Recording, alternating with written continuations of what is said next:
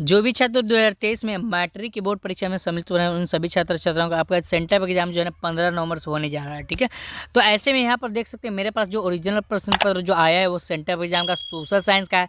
और यहाँ भी देख सकते हैं बिहार बोर्ड की तरफ से किस तरह जो है ना सोशल साइंस का क्वेश्चन पेपर सेट करके भेजा गया है, उन्हें आप देखेंगे। और एक एक जन है यहाँ पर जो है क्वेश्चन को पढ़ेंगे और समझेंगे, एक एक क्वेश्चन को आंसर देखेंगे। और उसके साथ साथ जो है आपके पास भी यहाँ देख सकते हैं विषय कोड जो है 111 मिलेगा।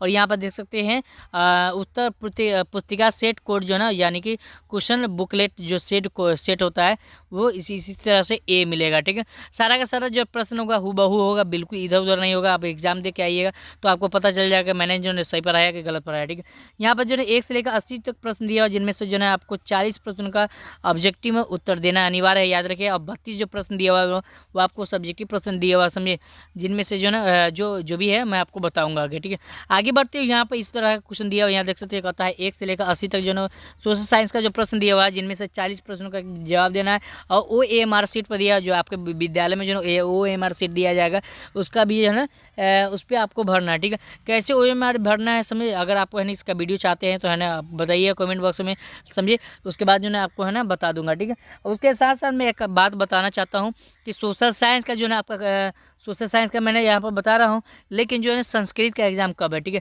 संस्कृत का एग्जाम कब है जल्दी से बताइएगा। ठीक है, संस्कृत का एग्जाम क्या है कमेंट बॉक्स में जल्दी बताइए। ठीक है, इधर बढ़ते हैं क्वेश्चन नंबर 1 मैंने काफी शानदार क्वेश्चन दिया, निम्नलिखित में किसका योगदान सकल घरेलू उत्पाद में सर्वाधिक है। तो देखिए यहाँ पर 4 ऑप्शन दिया है, प्राथमिक क्षेत्र, उसके बाद यहाँ द्वितीय क्षेत्र, तृतीय क्षेत्र, इनमें से कोई नहीं। क्या होगा जी, तो देखते देखते इसका जवाब आएंगे ऑप्शन नंबर तृतीय क्षेत्र में आता है।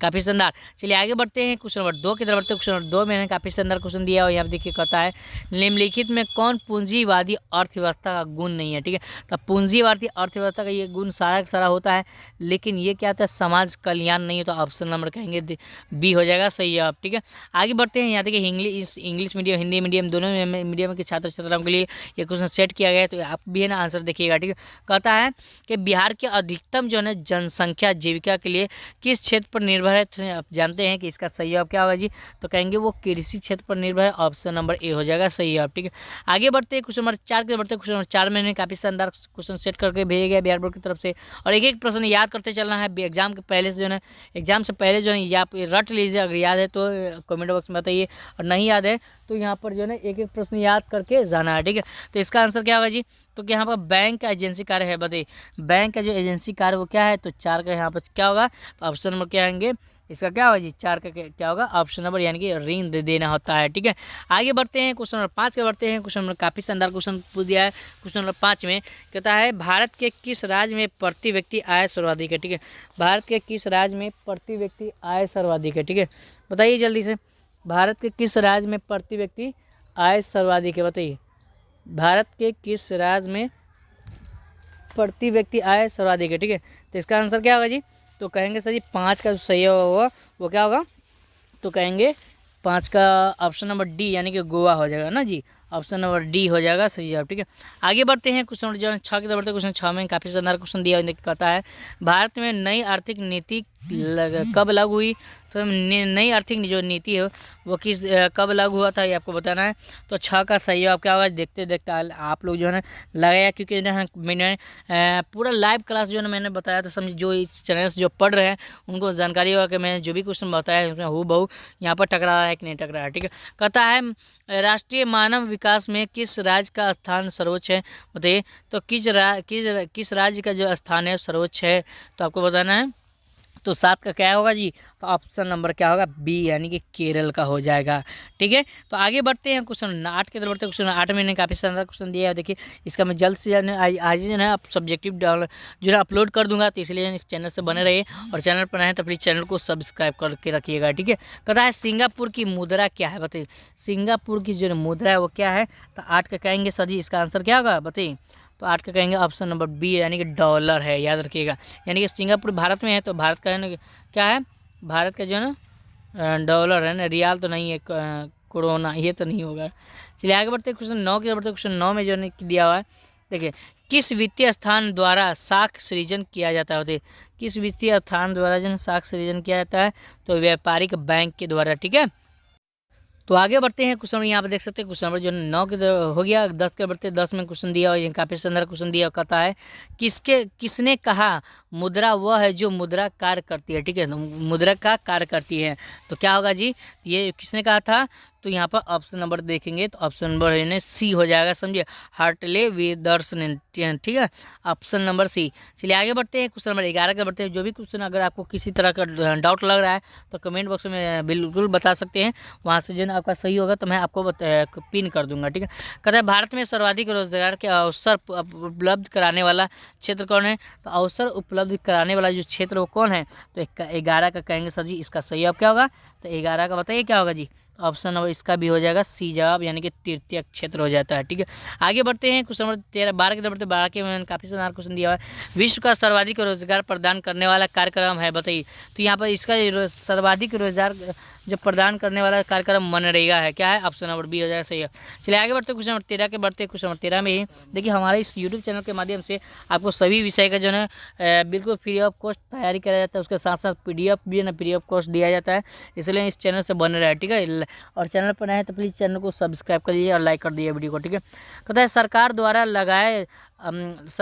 लगाए अनावश्यक यंत्र तथा प्रतिबंधों को हटाना कहलाता है, क्या कहलाता है, तो जो सरकार के द्वारा जो अनावश्यक शर्त जो नियंत्रण लगाया गया था उस प्रतिबंध को हटाने को क्या कहते हैं, तो 13 का कहेंगे सर जी, इसका आंसर होगा ऑप्शन नंबर डी हो जाएगा, सही है, यानी कि राष्ट्रीयकरण कहते हैं। ठीक है, आगे बढ़ते क्वेश्चन नंबर 14 के बढ़ते 14 के क्या होगा जी, तो देखिए क्वेश्चन नंबर 14 में काफ़ी शानदार क्वेश्चन दिया हुआ, कहता है भारत विश्व व्यापार संगठन जिसको WTO बोलते हैं, ठीक है, WTO का सदस्य कब हुआ, कब बना, ठीक है, तो कब बना, तो यहाँ पर 14 का देखते देखते आंसर आएंगे ऑप्शन नंबर 1995 में बना था। ठीक है, आगे बढ़ते हैं, क्वेश्चन नंबर 15 का बढ़ते 15 में दिया हुआ देखिए, कहता है भारत में उपभोक्ता संरक्षण अधिनियम की घोषणा कब हुई, तो भारत में उपभोक्ता संरक्षण की घोषणा कब हुई, तो इसका आंसर क्या होगा जी, इसका आंसर बताइए क्या होगा, 15 का क्या होगा जी, ऑप्शन नंबर कहेंगे यानी कि 1986 में हुआ था, याद रखिएगा,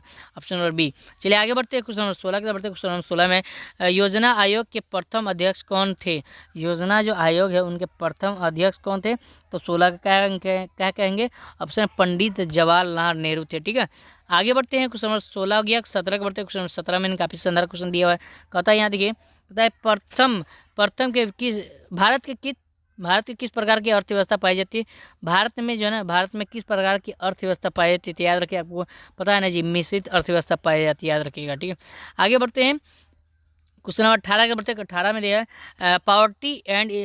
poverty and on British rule in India पुस्तक किसने लिखा, ठीक है, तो किसने लिखा, आवाज़ करता है, तो इसका आंसर क्या होगा जी, तो पॉवर्टी एंड इन ब्रिटिश जो है ना रूल इन इंडिया पुस्तक किसने लिखा, तो इसका आंसर क्या होगा जी, 18 क्या होगा जी, बताइए, तो 18 क्या होगा, जल्दी से बताइए जी, इसका सही होगा ऑप्शन नंबर डी हो जाएगा, यानी कि दादा भाई नौरोजी ने लिखा था, याद रखिएगा, ऑप्शन नंबर डी हो जाएगा। ठीक है, चलिए आगे बढ़ते हैं, क्वेश्चन 19 का बढ़ते हैं। क्वेश्चन 19 में भी काफ़ी सारा क्वेश्चन है, बंगाल विभाजन कब हुआ था, आप जानते हैं ना, बंगाल विभाजन 1905 ईस्वी में किया गया था, ऑप्शन नंबर बी हो जाएगा, सही है। ठीक है, चलिए आगे बढ़ते हैं, क्वेश्चन नंबर 20 का बढ़ते हैं। क्वेश्चन नंबर 20 में है मेजनी का संबंध किस संगठन से था, तो मेजनी का संबंध वो कार्बोनरी संगठन से था, ऑप्शन नंबर बी हो जाएगा, सही है। ठीक है, आगे बढ़ते क्वेश्चन नंबर 21 में काफ़ी शानदार क्वेश्चन दिया है, यूनियन है ना, यूनान को स्वतंत्रता कब मिली, तो यूनान को जो आज़ादी कब मिला था,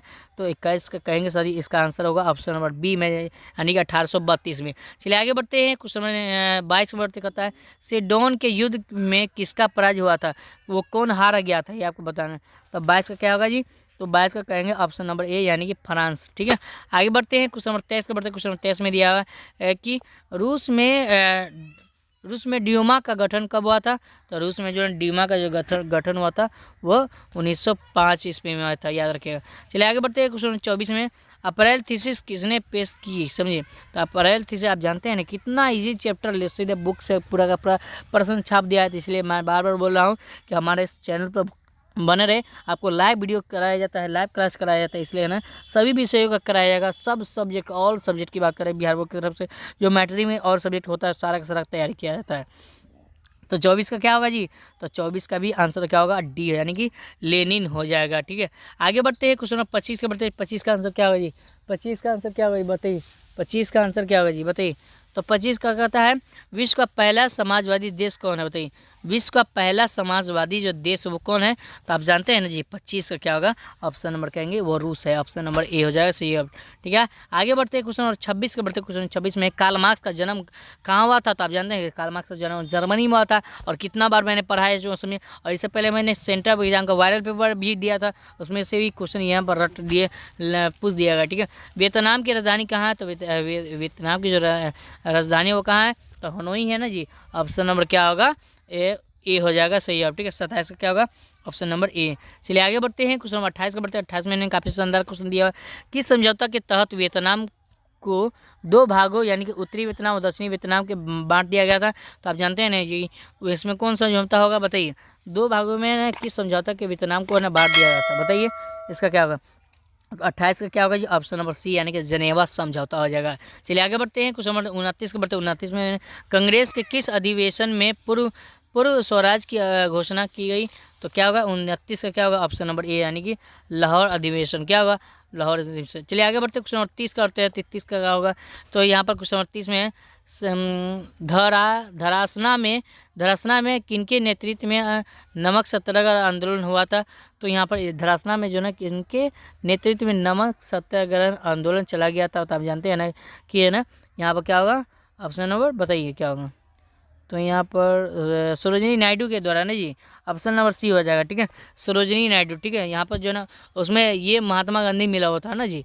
हाँ, आगे बढ़ते हैं, कहता है यहाँ पर ईस्ट इंडिया एसोसिएशन की स्थापना कब की गई, कब हुई है, तो इसका आंसर क्या होगा, तो 31 का कहेंगे ऑप्शन नंबर डी यानी कि 1886 ईस्वी में। चलिए आगे बढ़ते हैं, तो आगे बढ़ते हैं यहाँ देखिए क्वेश्चन नंबर 32 के बढ़ते 32 का कहता है गदर पार्टी की स्थापना किसने की थी, काफ़ी शानदार क्वेश्चन पूछ दिया है कि है ना गदर पार्टी की स्थापना जो है किसने की थी, तो आपको बताना बताइए, तो सोहन सिंह भाकना हो जाएगा ना जी, क्या होगा जी, हाँ जी सोहन सिंह भाकना हो जाएगा, ऑप्शन नंबर जी ने सी हो जाएगा। ठीक है, चलिए आगे बढ़ते हैं, क्वेश्चन नंबर 32 हो गया। 33 का बढ़ते होता है Tata iron and steel company का स्थापना जो कब हुआ था, तो आपको पता है ना कि 1907 ईस्वी में हुआ था।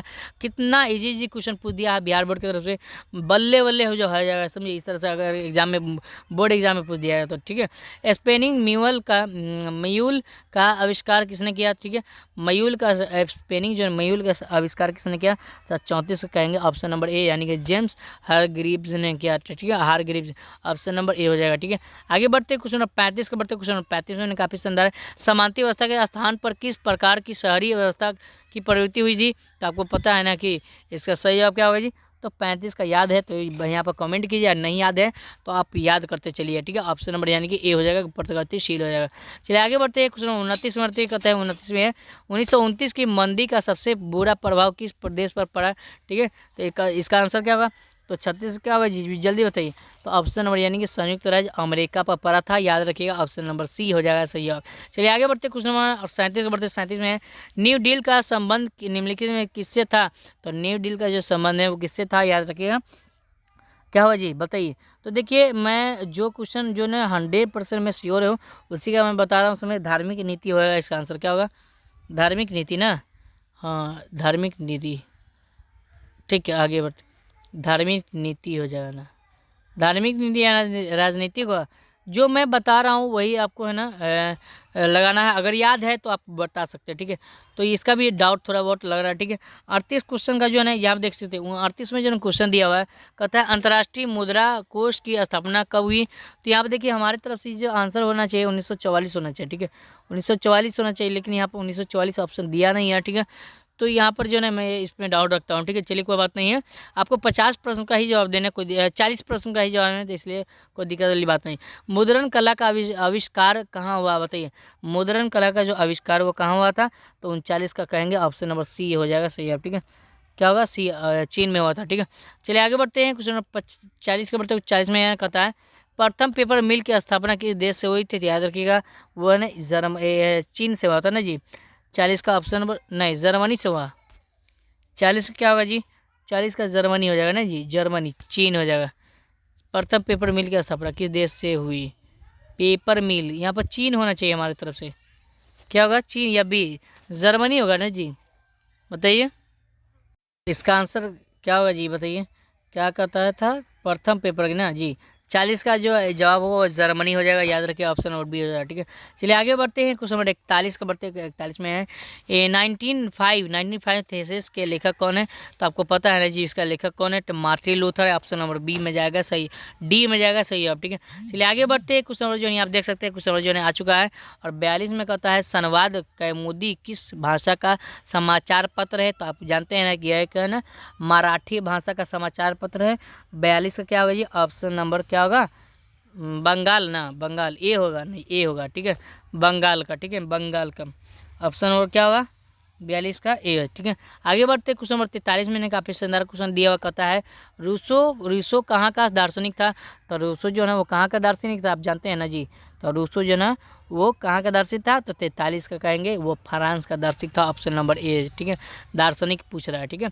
आगे बढ़ते हैं, कहता है गोल घर का जो है गोल घर का जो निर्माण हुआ था वो कब किया गया था, कब हुआ था बताइए, तो गोल घर का जो निर्माण कब हुआ था, तो कहेंगे इसका आंसर क्या होगा, तो 44 का आंसर लगाएंगे फटाफट, ऑप्शन नंबर यानी कि 1786 ईस्वी में हुआ था, ठीक है। आगे बढ़ते हैं क्वेश्चन नंबर 45 के बढ़ते 45 में है असहयोग आंदोलन का प्रस्ताव कांग्रेस के किस अधिवेशन से पारित हुआ था, तो 45 का क्या होगा जी, ऑप्शन नंबर ए सितंबर 1920 कलकत्ता से हुआ था, ठीक है। आगे बढ़ते क्वेश्चन नंबर 46 के बढ़ते क्वेश्चन नंबर 46 में यदि दिया हुआ है ताशकंद में भारतीय कम्युनिस्ट पार्टी की स्थापना किसने की, तो यहाँ पर इसका आंसर क्या होगा जी, तो यहाँ पर इसका आंसर बी होना चाहिए ना जी, हाँ ऑप्शन नंबर M.N. रॉय हो जाएगा, ठीक है, M.N. क्या होगा रॉय हो जाएगा, ठीक है। चलिए आगे बढ़ते हैं क्वेश्चन नंबर 47 के बढ़ते क्वेश्चन नंबर 47 में अभी काफ़ी शानदार क्वेश्चन दिया यंग इटली की स्थापना किसने की, तो ये आपको जानते हैं ना कि यंग इटली के जो स्थापना वो किसने किया था, तो 47 का कहेंगे वो मैजनी ने किया था, याद रखिएगा।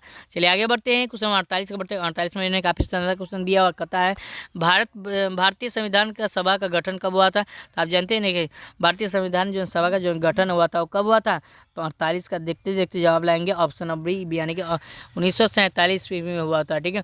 चलिए आगे बढ़ते हैं क्वेश्चन 49 का बढ़ते 49 में काफ़ी शानदार क्वेश्चन दिया, निम्नलिखित में कौन संघीय सूची में है, ठीक है, संघीय सूची में कौन है बताइए, संघीय सूची में कौन है बताइए, तो इसका आंसर क्या होगा जी, तो इसका आंसर भी है देखते देखते जवाब कहेंगे ऑप्शन नंबर ए यानी कि शिक्षा हो जाएगा, ठीक है।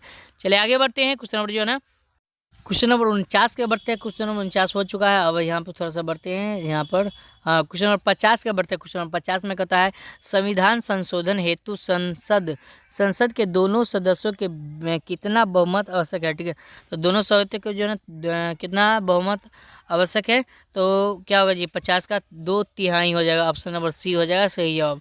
चलिए आगे बढ़ते हैं क्वेश्चन नंबर 51 में बढ़ते हैं, 51 में दिया है राष्ट्रीय स्तर पर पंचायती राज प्रणाली की शुरुआत किस समिति से अनुशंसा पर हुई है, ठीक किस समिति की अनुशंसा पर हुई थी आपको बताना है, तो 51 के कहेंगे ऑप्शन नंबर डी यानी कि बलवंत राय मेहता समिति, ठीक है। आगे बढ़ते हैं क्वेश्चन नंबर यहाँ पे देखिए 52 के बढ़ते 52 का आंसर क्या होगा जी, 52 का बताइए, कहता है संविधान का कौन सा संशोधन विधेयक पंचायती राज प्रणाली का संबंधित है, तो इसका आंसर क्या होगा, तो यहाँ पर 73वां हो जाएगा, ऑप्शन नंबर क्या होगा, तो बी हो जाएगा, 52 का क्या होगा जी, तो बी हो जाएगा, ठीक है 73वां, ठीक है। आगे बढ़ते हैं क्वेश्चन 53 के बढ़ते 53 में काफ़ी संदर्भ दिया हुआ, कहता है पंचायती राज व्यवस्था का दूसरा स्तर निम्नलिखित में कौन है, तो 53 का कहेंगे ऑप्शन नंबर क्या होगा, तो सी हो जाएगा सही जवाब क्या होगा सी हो जाएगा, ठीक है। आगे बढ़ते हैं क्वेश्चन नंबर 54 के बढ़ते क्वेश्चन नंबर 54 में काफ़ी शानदार क्वेश्चन दिया हुआ है, देखिए 1975 के आपातकाल में के समय प्रधानमंत्री कौन थे, ठीक है 1975 के आपातकाल के समय जो प्रधानमंत्री कौन थे, तो 54 का कहेंगे ऑप्शन नंबर क्या होगा, तो 1954 का क्या 54 का क्या होगा जी, 54 का ए हो जाएगा इंदिरा गांधी थे ने इंदिरा गांधी। चलिए आगे बढ़ते हैं क्वेश्चन नंबर यहाँ पे देखिए क्वेश्चन नंबर 55 के बढ़ते हैं, क्वेश्चन नंबर 55 में काफ़ी शानदार क्वेश्चन दिया, देखिए क्वेश्चन नंबर 55 में कहता है चिपको आंदोलन का प्रारंभ किस राज्य से हुआ, ठीक है, तो किस राज्य से हुआ, तो आपको बताना चिपको जो आंदोलन है वो उत्तराखंड से हुआ था ना जी, या उत्तराखंड से या उत्तर प्रदेश से, 55 के क्या होगा जी, ऑप्शन नंबर बी हो जाएगा सही आप, ठीक है। आगे बढ़ते हैं क्वेश्चन 56 के बढ़ते क्वेश्चन 56 में दिए निम्नलिखित में कौन राष्ट्रीय जनता दल है, ठीक है, तो राष्ट्रीय जनता दल है, तो देखिए मैं इसमें डाउट लग रहा है, ठीक है। ये राष्ट्रीय जनता दल तो ये नहीं है, राष्ट्रीय जनता दल ये नहीं है, ठीक है। कहता राष्ट्रीय राजनीतिक दल पूछ रहा है ना जी, राष्ट्रीय राजनीतिक दल पूछ रहा है, ठीक है।